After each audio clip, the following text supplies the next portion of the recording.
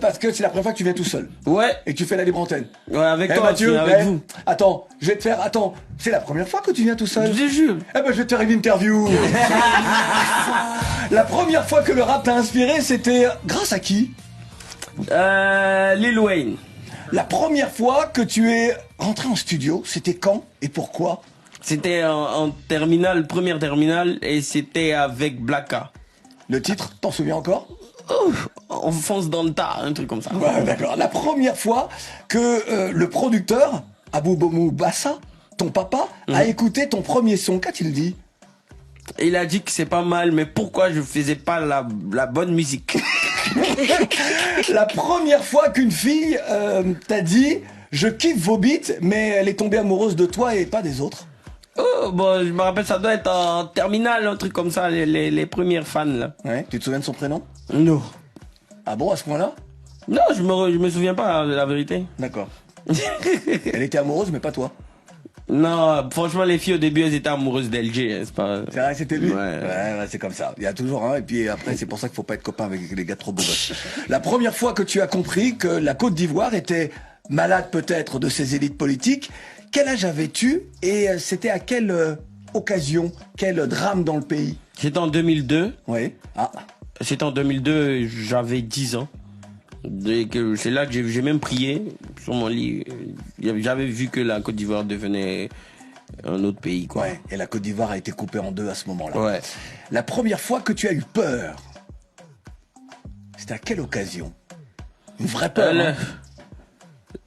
C'était dans les derniers jours de ma mère. Ouais, j'avais peur de ce qui allait arriver, mais c'est arrivé finalement. Quand j'ai vu que c'était aussi grave, c'est maintenant que j'ai réalisé, j'ai eu peur, mais c'était trop tard. La première fois que tu as parlé de Dieu, ou cité Dieu dans un de tes titres? En 2010, dans les premiers sons, le premier album de Kif No Beat. La première fois que tu as été conscient d'être heureux? C'était dans une tournée de Kif No Beat dans l'Afrique francophone. Franchement, on enchaînait les concerts dans plusieurs stades, voilà, en tournée, dans les hôtels. Franchement, je me sentais vraiment Michael Jackson, quoi. La première fois que tu t'es retrouvé acteur, c'était à quelle occasion? À 2 ans, 4 ans, dans le clip de Mayway. Eh ouais. Bah non, on a Death Society. Eh oui, exactement. Bah non, on n'a pas oublié. Non, mais c'est bien. Et puis, alors comme je suis un peu plus vieux que toi, je dois avoir 3-4 ans de plus que toi. La première fois... Ne fais pas ça, Didi, ne fais pas ça. Ouais, je suis d'accord avec toi. Donc si tu veux, je perds un peu la mémoire. La première fois qu'on s'est rencontrés, c'était où et quand? C'était à Abidjan. Ouais. Je crois que c'était au FEMUA. Ou avant. Au FEMUA ou avant. Et quel FEMUA? Bon, finalement, on a le même âge, on perd la mémoire, quoi. Je te jure. Didi B était avec nous. Merci. J'aurais pu lui poser une question de première fois aussi. Hein. Ouais, c'est-à-dire? La première fois que tu as vu Chris Stelena, qu'est-ce que tu t'es dit? Alors, je suis belle dame, franchement, avec les tresses. Franchement. Didi. Black girl. Didi B. Non, t'inquiète. Tu es venu juste en émission, là, Non, c'est tout. t'inquiète, c'est famille. Bien sûr, le rageux. Juste en émission.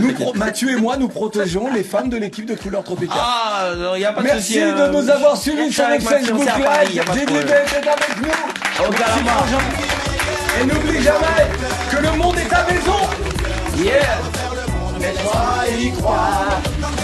C'est qu'il y a de l'espoir. Il a cassé le moteur, c'est fini.